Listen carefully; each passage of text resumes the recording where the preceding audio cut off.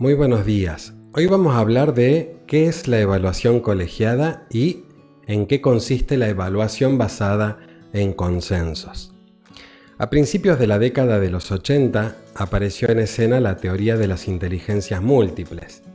Fue el psicólogo estadounidense Howard Gardner, junto a un grupo de científicos que rechazaron el concepto tradicional de inteligencia y los métodos para medirla. Hasta ese entonces se pensaba que todos disponíamos de un solo tipo de inteligencia, y a tal efecto se utilizaba la medición de cociente intelectual, el mal llamado coeficiente intelectual.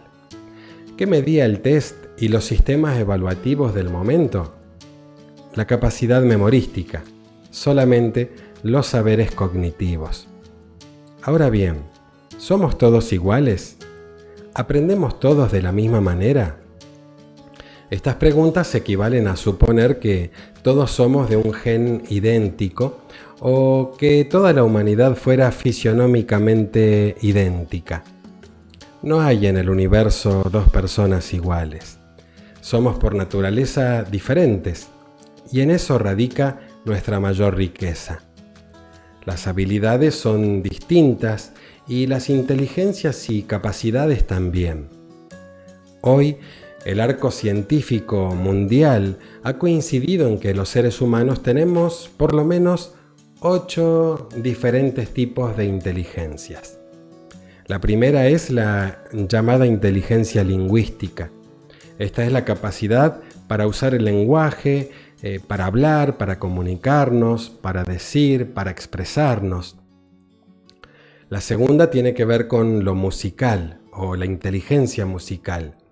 Esta es la capacidad de poder percibir y expresarse con los demás a través de formas musicales. La tercera es la inteligencia lógico-matemática.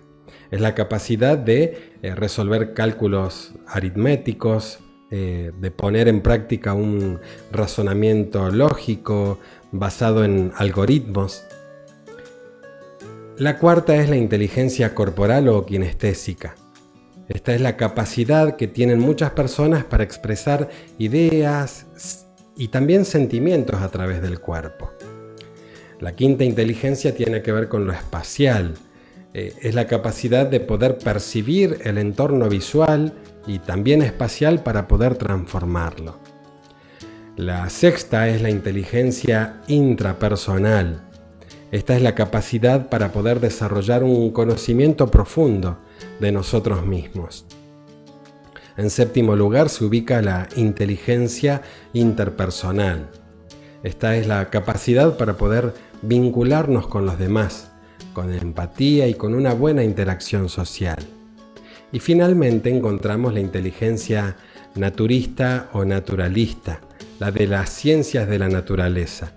Es la capacidad de poder observar y estudiar los elementos que componen la naturaleza toda. Respetar las diferencias en todas sus dimensiones nos ayuda a poder pensar una escuela que enseñe, pero también que evalúe de manera distinta. Aceptar y respetar esas diferencias es una virtud, sin la cual la escucha real no podría ser posible.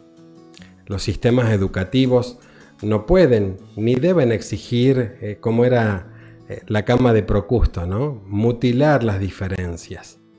Todo lo contrario, el sistema debe incluir, debe identificar las capacidades y las fortalezas de cada uno de sus estudiantes.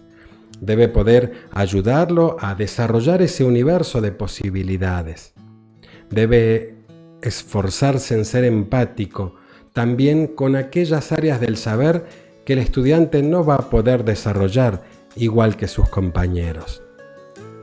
Por eso, la evaluación colegiada, la evaluación basada en consensos, debe tener en cuenta 3 ejes. Por un lado el personal, por otro lado el disciplinar y finalmente el contextual. Hablemos del personal. Supongamos que nuestro estudiante se llama Juan. Nos preguntamos, ¿cómo llegó Juan a la escuela? ¿Cuál es su hándicap o hándicap? Es decir, su situación desventajosa en relación al resto. ¿Cómo fue su periodo de adaptación? ¿Cómo fue Juan superando sus limitaciones? ¿Cómo fue su integración? ¿Es resiliente? A medida que el tiempo pasa, sus procesos madurativos, ¿van bien? ¿Tiene Juan algún síntoma que nos dé cuenta de algún tipo de dificultad, ya sea en el plano cognitivo, físico o emocional? Se dice desde antaño que para enseñar matemáticas a Juancito no debemos saber mucho de matemáticas, pero sí debemos saber mucho de Juancito. Toda empatía parte del conocimiento. Si nos esforzamos por conocer a los estudiantes, va a ser mucho más fácil comprender su realidad interior. Vamos a poder gratificar su crecimiento, valorar su esfuerzo y vamos a reforzar su resiliencia. El segundo aspecto es el contextual. ¿Cómo es el contexto humano y social de nuestro estudiante? ¿Podrá cumplir con las exigencias que el sistema le impone? ¿Sería justo pedir lo imposible? Humanizar la educación es el gran desafío de las generaciones en tránsito. La comparación futbolera viene muy bien. Messi es el mejor jugador de fútbol en la actualidad. Eso es indiscutible. Verlo en el Barcelona, en el Camp Nou, es un placer para los amantes de este deporte. Cambiemos el contexto.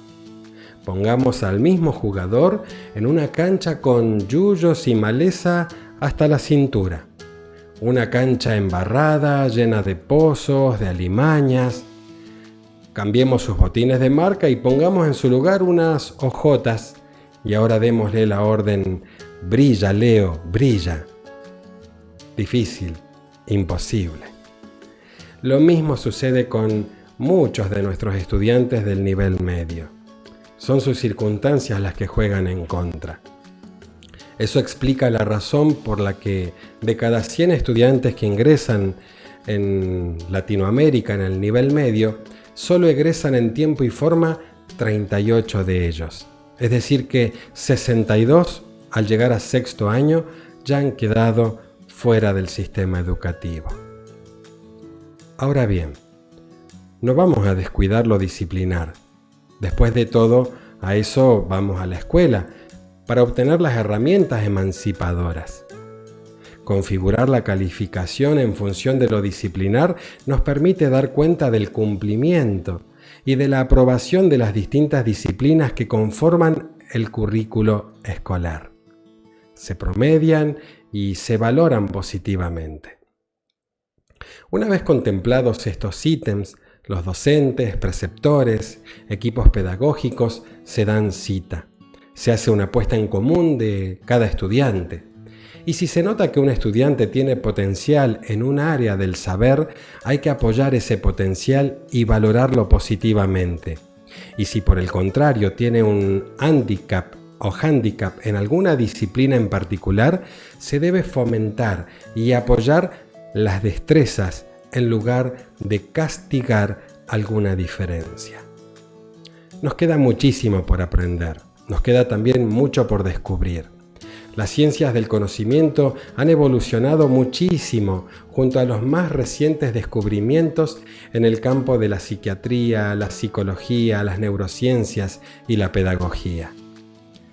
Los seres humanos somos la cuestión infinita, somos diferentes y eso está muy bien. Hoy en día la evaluación colegiada se trabaja en Francia, en España y ha ganado terreno en muchos otros países europeos. Hay avances importantes y muy innovadores en Latinoamérica y también en San Luis, República Argentina. Que las diferencias nos enriquezcan, nos sirvan como punto de apoyo para fomentar un mundo de oportunidades, con justicia social y calidad educativa. Por más escuelas que brinden una pedagogía de la empatía. Muchas gracias.